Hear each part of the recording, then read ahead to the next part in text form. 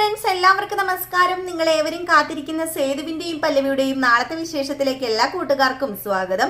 എല്ലാവർക്കും നല്ലൊരു ശുഭരാത്രിയൊക്കെ നേർന്നുകൊണ്ട് നമുക്ക് നാളത്തെ വിശേഷത്തിലേക്ക് കടന്നാലോ. അങ്ങനെ ഏതായാലും ലാസ്റ്റ് സീനായിട്ട് കണ്ട് നമ്മുടെ പല്ലവീനെ കൊല്ലാൻ എത്തുന്ന ഇന്ദ്രനെയാണ്. അങ്ങനെ ഇന്ദ്രൻ കൊല്ലാൻ മാത്രമല്ല, എല്ലാ അർത്ഥത്തിലും നീ എൻ്റെ ഭാര്യയായി തീരണം, എന്നിട്ട് വേണം ഈ ലോകത്ത് നിന്ന് നീ പോകാനായിട്ട് എന്ന് പറഞ്ഞുകൊണ്ടാണ് കൊല്ലാനായിട്ട് വരുന്നത്. ഏതായാലും കൊല്ലാനായിട്ട് വന്നു. പതിയെ പതിയെ പതിയെ പതിയെ നമ്മുടെ പല്ലവിയുടെ ആ ഒരു മുഖത്തിന്റെ അടുത്ത് എത്താറായപ്പോഴത്തേക്കും പല്ലവി ചാടി എണീറ്റ് അങ്ങ് കാറാൻ തുടങ്ങി. അപ്പോഴത്തേക്കും സേതു കൊല്ലും, നിന്നെ ഞാൻ കൊല്ലും, നീ എൻ്റെ ഭാര്യയായിട്ട് നിന്നെ ഞാൻ വക വരുത്തൂടി. നീ എന്താ വിചാരിച്ചത്? നീ ആ സേതുവിന്റെ കൂടെ സുഖമായിട്ട് നിനക്ക് ജീവിക്കാന്ന് കരുതിയോ? ഒരിക്കലും ഈ ഇന്ദ്രൻ ജീവിച്ചിരിക്കുന്ന കാലം നിനക്ക് സേതുവിന്റെ കൂടെ എന്നല്ല, ഒരാളുടെ കൂടെയും ജീവിക്കാൻ ഞാൻ സമ്മതിക്കില്ലടി. നീ എന്നും എൻ്റെ പെണ്ണായിരിക്കും, എൻ്റെ പെണ്ണായിട്ട് തന്നെയായിരിക്കും നീ ഈ ഭൂമിയിൽ നിന്ന് പോകാൻ പോകുന്നത്. ഈ ഇന്ദ്രനെ കുറിച്ച് നീ എന്താ വിചാരിച്ചത്? ഈ ഇന്ദ്രൻ വെറും നിസ്സാരക്കാരനാണെന്നോ? എന്തെങ്കിലും ഒന്ന് ആഗ്രഹിച്ചിട്ടുണ്ടെങ്കിൽ അത് ഈ ഇന്ദ്രൻ ചെറുപ്പം നാള് മുതലേ നേടിയിട്ടുണ്ട്. അതുപോലെ നിന്നെ ആഗ്രഹിച്ചിട്ടുണ്ടെങ്കിൽ നിന്നെ നേടാൻ എനിക്ക് അറിയാമെന്ന് പറഞ്ഞുകൊണ്ട് അങ്ങ് ചെല്ലുകയാണ്. അങ്ങനെ നമ്മുടെ പല്ലവിയുടെ അടുത്തേക്ക് ഇങ്ങനെ ചെന്ന് കേട്ടോ. പക്ഷെ ഇതെല്ലാം ഒരു സ്വപ്നമാണ്. ആര് സ്വപ്നം കാണുന്ന? ഇന്ദ്രൻ സ്വപ്നം കാണുന്നതാണ് കേട്ടോ. അപ്പൊ ഇന്ദ്രനാണെങ്കിൽ കിടന്ന് ഒച്ച വെക്കുന്നു, ബഹളം ഉണ്ടാക്കുന്നു. വേറെ എന്താ, നമ്മുടെ പല്ലവി തൊട്ടടുത്തിരുന്ന ഒരു സംഭവം എടുത്ത് തലക്കിട്ട് അടിക്കുകയും ഇന്ദ്രൻ പതക്കോന്ന് പറഞ്ഞ് വീഴുകയും ചെയ്യുന്നു. അപ്പൊ ആ ഒരു ഇതാണ് നമ്മുടെ ഇന്ദ്രൻ സ്വപ്നം കാണുന്നത് കേട്ടോ. അപ്പം ഇന്ദ്രൻ അയ്യോ അയ്യോ എന്ന് കിടന്ന് വിളിക്കുകയാണ്. അപ്പോഴത്തേക്ക് പെട്ടെന്ന് ഓടിച്ചെന്നു, ഇന്ദ്രന്റെ അമ്മ ഓടിച്ചെന്നു. അതുപോലെ ഇന്ദ്രന്റെ അനിയൻ ഓടിച്ചെന്നു. വന്നിട്ട് ഇന്ദ്രനോട് അമ്മ ചോദിച്ചു, എന്താടാ പറ്റിയത് മോനെ, നിനക്ക് എന്താ പറ്റിയതെന്ന് ചോദിച്ചപ്പോഴത്തേക്കും അത് പിന്നെ ആ പല്ലവി നിന്നെ എന്തുവാടാ നീ പറയുന്നത്? പല്ലവി നിന്നെ എന്ത് ചെയ്തെന്നാ? അവള് എന്തോ സാധനം എടുത്തു വെച്ച് എന്നെ അടിച്ചു. ഞാൻ ആ നിമിഷം തന്നെ മരിക്കുകയും ചെയ്തു എന്ന് പറഞ്ഞു. മരിച്ചെന്നോ?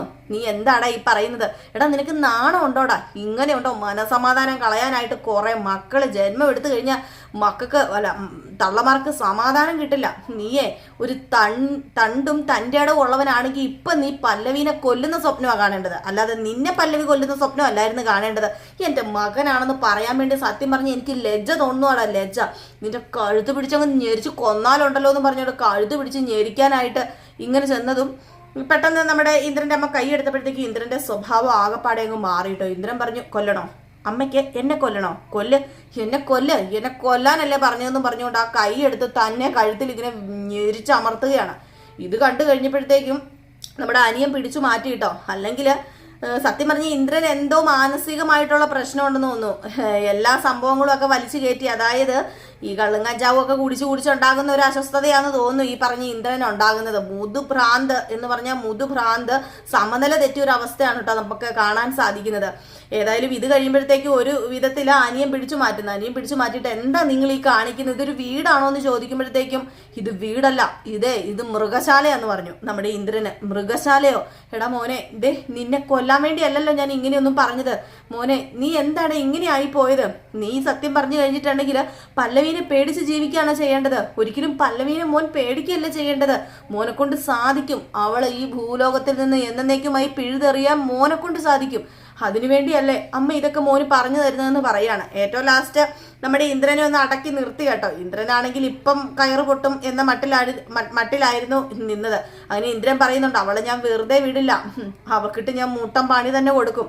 ഒരിക്കലും സേതുവിന്റെ കൂടെ അവൾ ഇനി ചുറ്റത്തില്ല. അതുപോലെ വൃത്തികേട് ഞാൻ ഉണ്ടാക്കും, അതുപോലെ പോസ്റ്ററുകൾ ഞാൻ പറഞ്ഞ് അടിപ്പിക്കും എന്നൊക്കെ പറയുന്നുണ്ട്. അപ്പൊ ഈ സേതുവിനെയും പല്ലവിനെയും കൂട്ടി കുറച്ച് ഫോട്ടോസൊക്കെ ഇറക്കാനും ഈ മോർഫ് ചെയ്ത ഫോട്ടോസൊക്കെ ഇറക്കാനും ഇപ്പോൾ ഒരുപാട് സാഹചര്യങ്ങളുണ്ടല്ലോ. അപ്പൊ അങ്ങനെ മോർഫ് ചെയ്ത ഫോട്ടോസൊക്കെ ഇറക്കാനും ഒക്കെയാണ് ആരുടെ പ്ലാനും പദ്ധതി? നമ്മുടെ ഇന്ദ്രന്റെ പ്ലാനും പദ്ധതി. തള്ളയാണെങ്കിൽ അതിനോടൊപ്പം കൂട്ടു നിൽക്കുകയും ചെയ്യുന്നുണ്ട്. അപ്പൊ ഈ ഒരു സീനൊക്കെ കഴിഞ്ഞ് പിന്നെ കാണിക്കുന്ന നമ്മുടെ സേതുവിനെ തന്നെയാണ് കേട്ടോ. അപ്പൊ സേതു ആണെങ്കിൽ നമ്മുടെ പൊന്നുംപടം ഭരിച്ച് അവിടെ ജീവിക്കാൻ വേണ്ടി വന്നാണല്ലോ. അവിടെ ഋതികയാണെങ്കിൽ നമ്മുടെ സേതുവിനിട്ട് എങ്ങനെ പാരമണിയെന്നും പറഞ്ഞുകൊണ്ട് ഋതിക നടക്കുന്നു. അങ്ങനെ ഋതിക പൂർണിമയോട് പറയുന്നുണ്ട്, നോക്കിക്കോ, ഒരാഴ്ചക്കുള്ളിൽ അയാൾ ഇവിടെ നിന്ന് ഞാൻ പുറത്താക്കിയിരിക്കും എന്ന് പറഞ്ഞപ്പോഴത്തേക്കും ഋതികയോട് പൂർണിമ പറയുകയാണ്, അങ്ങനെ പുറത്താകുവാണെങ്കിൽ നീ ഈ അമ്മേനെ പിന്നെ കാണില്ല, ഈ അമ്മയും കൂടെ അവന്റെ കൂടെ വെളിയിലേക്ക് പോകും എന്നൊക്കെ പറയുന്നത് ഇങ്ങനെ നമ്മുടെ സേതു നിന്ന് കേൾക്കുന്നുണ്ട് കേട്ടോ.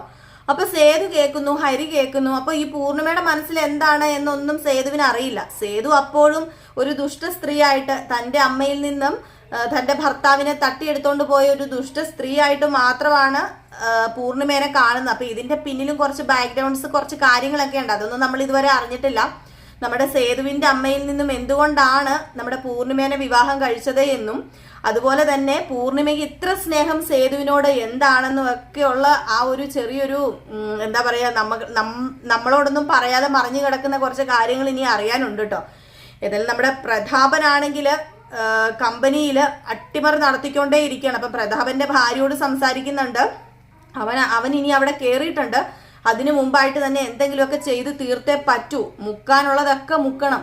1 കോടി രൂപയാണ് നമ്മുടെ കയ്യിൽ നിന്ന് പോയത്. മൊത്തം നഷ്ടം, മുഴുവൻ നഷ്ടം എന്നൊക്കെ പറഞ്ഞപ്പോഴത്തേക്കും ഭാര്യ പറയുന്നുണ്ട്, അല്ലെങ്കിൽ നിങ്ങളെ കൊണ്ട് എന്തിനു കൊള്ളാം, നിങ്ങൾ അത് ചെയ്യും ഇത് ചെയ്യുന്നു പറയുന്നതല്ലാതെ നിങ്ങൾ കുറെ രാഷ്ട്രീയക്കാര് കാണിക്കുന്ന പോലെയൊക്കെ കിടന്ന് കാണിക്കുകയല്ലേ ഉള്ളൂ.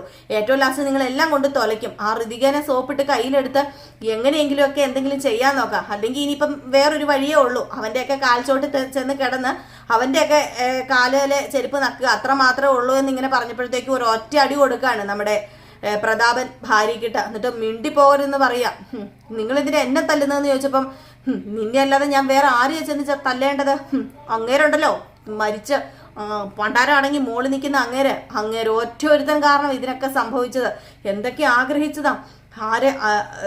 നിന്റെ അനിയനെ കൊണ്ട് അവിടുത്തെ ഒരു പെണ്ണിനെ കെട്ടിക്കണമെന്നും ആ സ്വത്ത് ഇങ്ങോട്ടൊക്കെ എടുക്കണമെന്നൊക്കെ നമ്മൾ ആഗ്രഹിച്ചതല്ലേ. എല്ലാം തൊലച്ചു എന്നൊക്കെ പറഞ്ഞുകൊണ്ട് മദ്യമൊക്കെ കഴിച്ചുകൊണ്ടിരുന്ന് ഇങ്ങനെ പിച്ചും പേയും ഒക്കെ പറയുന്ന നമ്മുടെ പ്രതാപൻ ഈ സമയത്ത് ആകട്ടെ നമ്മുടെ കുറുപ്പമ്മാവനുമായിട്ട് സംസാരിക്കുകയാണ് പൂർണിമ. അങ്ങനെ പറയുകയാണ് എല്ലാ കാര്യങ്ങളും. കുറുപ്പമ്മാവനോട് പറയുന്നുണ്ട്, എല്ലാ കാര്യങ്ങളും ഇനിയിപ്പം സേതുവിനോട് ചോദിച്ചിട്ട് ചെയ്താൽ മതി, സേതുവിനോട് ചോദിക്കാതെ ഒന്നും ചെയ്യണ്ട, കാരണം സേതു തന്നെ എല്ലാം നോക്കി നടത്തട്ടെ എന്നൊക്കെ പറയുകയാണ്. ഇത് കേട്ടുകൊണ്ട് വരുന്ന ഋതിക അവിടെ വഴക്കുണ്ടാക്കുന്നു. അതുപോലെ തന്നെ സ്വാതിയും വഴക്കുണ്ടാക്കുകയാണ്. പിന്നെ സ്വാതിയാണെങ്കിൽ വീട്ടിൽ വന്നിട്ട് ആ ടീച്ചർ വീണ്ടും അവിടെ ജോയിൻ ചെയ്തു. ആ പുള്ളിക്കാരി ജോയിൻ ചെയ്ത് പോരാഞ്ഞിട്ട് എൻ്റെ പുറകെ നടന്ന് എന്നെ ശല്യം ചെയ്യുക. ഞാനൊരു കാര്യം, അതായത് നമ്മുടെ സേതുവിനോടാട്ടോ പറയുന്നത്, ഞാനൊരു കാര്യം പറഞ്ഞേക്കാം, നിങ്ങളുടെ ആരെങ്കിലും ആയിരിക്കാം ആ പല്ലവി എന്ന് പറയുന്ന അവള്, പക്ഷെ എൻ്റെ കാര്യത്തിൽ ഇടപെടാൻ വരരുതെന്ന് അവളോട് പറഞ്ഞേക്കണം എന്നൊക്കെ പറഞ്ഞുകൊണ്ട് നമ്മുടെ സേതുവിൻ്റെ മുമ്പിൽ തകർപ്പൻ പെർഫോമൻസ് കാഴ്ചവെച്ചതും നമ്മുടെ സേതു പറഞ്ഞു, ഞാൻ ഈ വീട്ടിൽ എന്ത് ചെയ്യുന്നോ അതാ ഇനിയിപ്പം നടക്കാൻ പോകുന്നത്. ചിലപ്പോൾ ഞാൻ അവളെ ഈ വീട്ടിലേക്ക് വിളിച്ചുകൊണ്ട് വരും, ചിലപ്പം നിന്റെയൊക്കെ നാത്തൂനായിട്ട്, അതായത് എൻ്റെ ഭാര്യയായിട്ട് ചിലപ്പോൾ അവളായിരിക്കും വരാൻ പോകുന്നത്. ഏതായാലും എൻ്റെ ഭാര്യ എന്ന് പറയുമ്പോൾ ഈ വീട്ടിൽ അവകാശം ഉണ്ടല്ലോ, അതുപോലെ 45% സ്വത്തിനും അവകാശം ഉണ്ടല്ലോ എന്നൊക്കെ പറഞ്ഞിങ്ങനെ നമ്മുടെ സ്വാധീന ചൂട് കയറ്റുമ്പം നമ്മുടെ ഹരിക്ക് അതങ്ങ് ഇഷ്ടപ്പെടുകയാണ് കേട്ടോ. അപ്പൊ ഹരി ചോദിക്കുന്നുണ്ട്, സേതുവേട്ടൻ പറഞ്ഞത് സത്യമാണോ, അങ്ങനെ വല്ല ഉദ്ദേശം ഉണ്ടോ എന്ന് വെച്ചാൽ, ഹേയ് ഞാൻ ചുമ്മാ പറഞ്ഞതാടാ, ഞാൻ വെറുതെ അവളെ തിളപ്പിക്കാൻ വേണ്ടി പറഞ്ഞതാണെന്ന് പറയുന്നുണ്ട് കേട്ടോ. ഏതായാലും അതൊന്നും അല്ല, നമ്മുടെ സേതുവിന്റെ മനസ്സിൽ പല്ലവി ഉണ്ട് എന്ന് നമുക്കും അറിയാലോ അല്ലെ. ഏതായാലും പല്ലവിയുടെ സീനും സേതുവിന്റെ സീനൊക്കെ കാണിക്കുന്നുണ്ട്. പല്ലവി നമ്മുടെ സേതുവിനോട് പറയുന്നുണ്ട് ഇനി എന്നും അവിടെ നിൽക്കണമെന്നും, അവിടെ പെങ്ങന്മാരുടെ അടുത്ത് ഏട്ടനായിട്ട് അവിടെ തന്നെ നിൽക്കണമെന്നും, പിന്നെ പൂർണിമ എന്ന് പറയുന്ന ആ സ്ത്രീ നല്ലൊരു സ്ത്രീ ആണെന്നും ഒക്കെ ഇങ്ങനെ പറഞ്ഞ് മനസ്സിലാക്കാൻ ശ്രമിക്കുന്നുണ്ട് കേട്ടോ. അപ്പൊ ഇതൊക്കെ കോർത്തിണക്കിക്കൊണ്ട് ഒരു അടിപൊളി വിശേഷമാണ് നാളെ വരാൻ പോകുന്നത്. മിസ് ചെയ്ത് കളയാതെ എല്ലാവരും കാണണം. ഫുൾ വിശേഷവുമായിട്ട് നാളെ രാവിലെ എത്താട്ടോ.